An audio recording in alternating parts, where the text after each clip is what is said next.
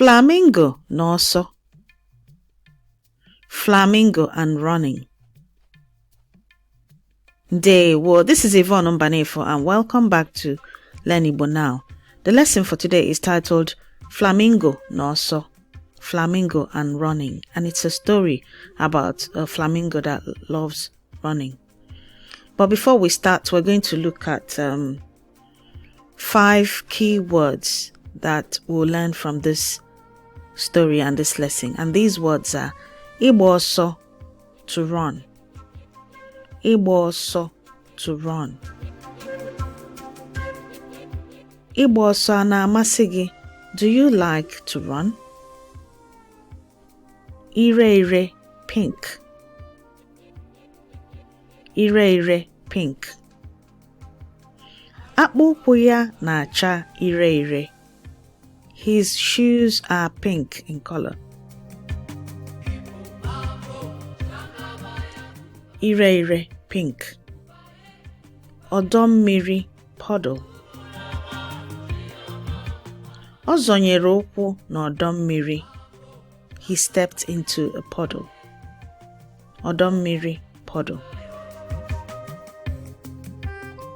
Ife ọsọ. Ife ọsọ, to run very fast. Nnụnụ a na-efe ọsọ. This bird runs very fast. Ife ọsọ, to run very fast. So Igba ọsọ is to run, but Ife ọsọ means you're like literally going for it, running very fast. Ịzọnyekarị ụkwụ. Ịzọnyekarị ụkwụ, always stepping into. So ịzọnye ụkwụ is to step into something, but ịzọnyekarị, the carry, gives it that sense of continuity that is always happening. Ịzọnyekarị ụkwụ, always stepping into. Ị na-azọnyekarị ụkwụ ebe a, you are always stepping into this place. Ịzọnyekarị ụkwụ, always stepping into. Ready? Let's begin. Ka anyị bido. Flamingo nwere mmasị ịgba ọsọ. Flamingo nwere mmasị ịgba ọsọ.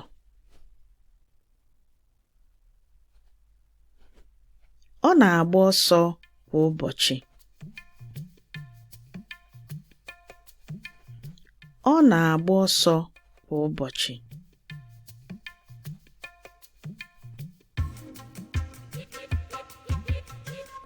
Ọ na-eyi akpụ ụkwụ iri ire.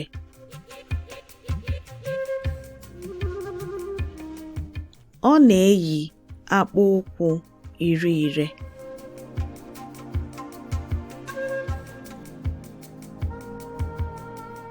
Ọ na-ege egwu ma ọ na-agba ọsọ.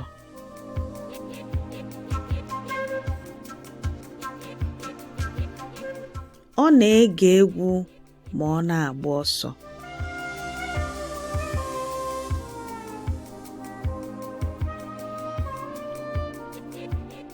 Flamingo na-efe ọsọ.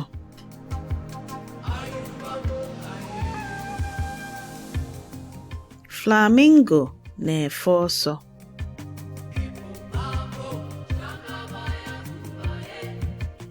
Ọ na-azọnyekarị ụkwụ n'ime ọdọ mmiri mgbe ọ na-agba ọsọ.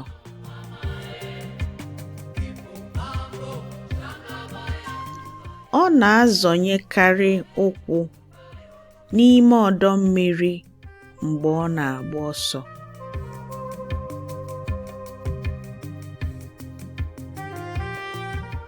Ọ na-azọnyekarị ụkwụ n'ime ọdọ mmiri mgbe ọ na-agba ọsọ.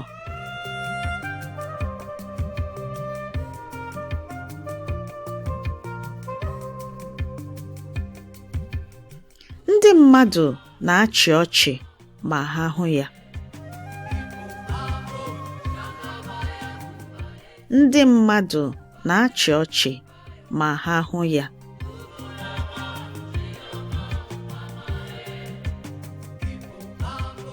Flamingo nwere obi ụtọ. Flamingo nwere obi ụtọ.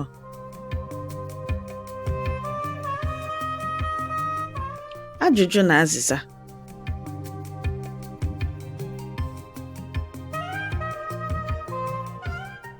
Kedu agba bụ akpụkpọ ụkwụ flamingo? Kedu agba bụ akpụkpọ ụkwụ flamingo? Some people call color agba, some people call color agwa, so it depends on the dialect. Kedu agba bụ akpụkpọ ụkwụ flamingo? Ire ire. Ire ire. Kedu ihe flamingo na-amasị ime mgbe ọ na-agba ọsọ?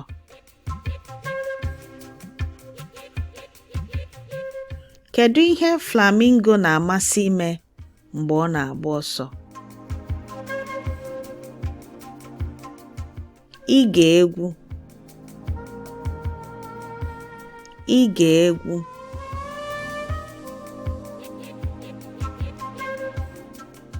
Gịnị mere ndị mmadụ ji achị ọchị mgbe ha hụrụ flamingo?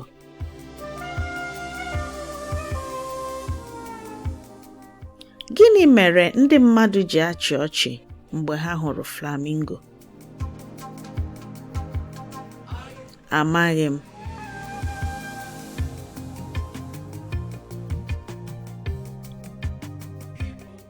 And so the 5 keywords we've learned today are ịgba ọsọ, to run, ire ire, pink, ọdọ mmiri, puddle, ife ọsọ, to run very fast, ịzọnyekarị ụkwụ, always stepping into. Remember that ịzọnye ụkwụ is to step into, but that carry in it, ịzọnyekarị ụkwụ, means that it's always happening. So you might find irikarị ihe, always eating, ịrahụkarị ụra, always sleeping, inyokarị anya, always peeping.